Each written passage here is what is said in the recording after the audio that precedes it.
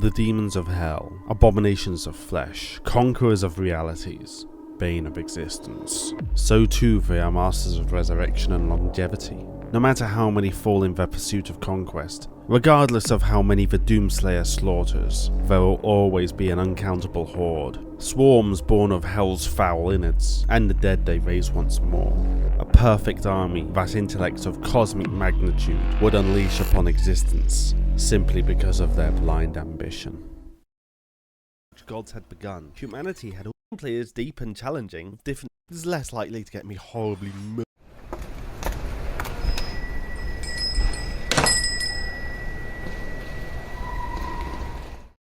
There is a place, a reality of pain and suffering that has imposed its will on the universe for as long as anyone can remember, consuming worlds and whole dimensions while torturing and butchering their occupants in order to satiate its everlasting thirst for cosmic energy and blood.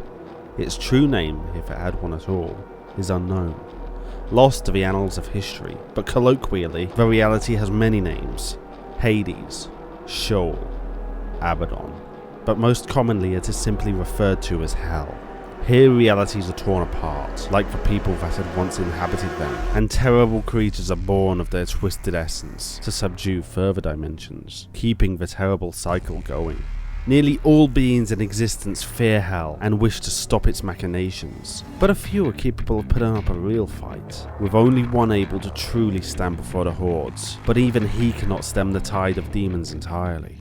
This is all because of one being who commanded their own domination of existence, one who looked on primordial hell, admiring its pure power and the single-minded obedience of its creatures. Rooted in a squalid cathedral, surrounded by her innumerous young, the outer god Shub-Niggurath plotted and looked upon hell with great desire.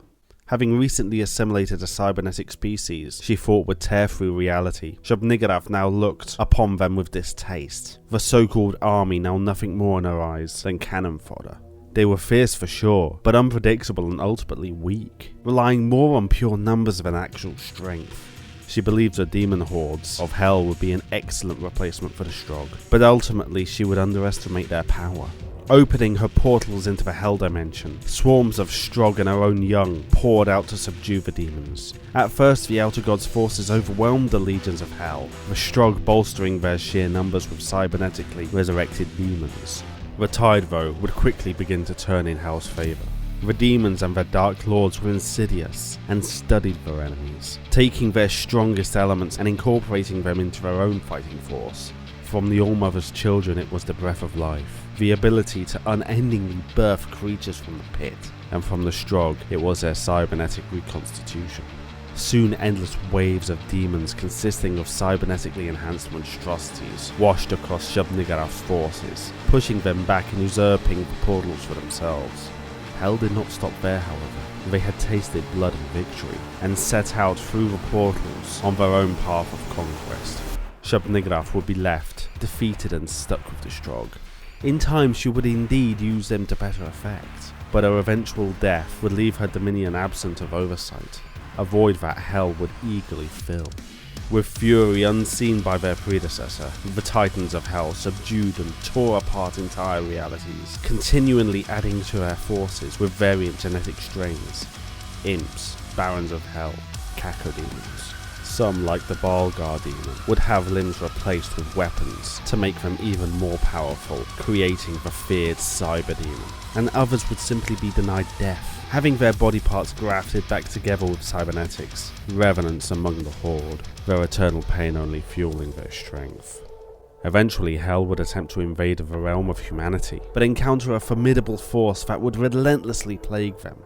These humans were strange indeed, more powerful than Hell could have ever anticipated, but oddly some came to revere the demons, wishing to become one with them and studying their dark arts, going so far as to even sacrifice themselves to become like their revenants. They would call the power of the demons Lazarus, and one named Olivia Pierce would give herself entirely to it, attracting a presence in hell, an all-seeing mastermind that would take great interest in her, influence her actions to bring humanity closer to them, and at last taking her flesh to be reborn in the guise of a creature that had once led the armies of hell. with the Doomslayer having killed nearly all of Hell's greatest leaders, including the Titan, the Icon of Sin, and the original Spider Mastermind. It leaves the question exactly what this presence was. Could it have been a greater manifestation of the will of Hell itself? The unknowable evil of Satan? Or maybe even the essence of an undying outer god who returned to the site of their greatest defeat, as it lay in ruins at the hand of another, taking the throne for themselves. Maybe Shub-Niggurath finally got the army she always desired, and continues her conquest of existence with the face of another.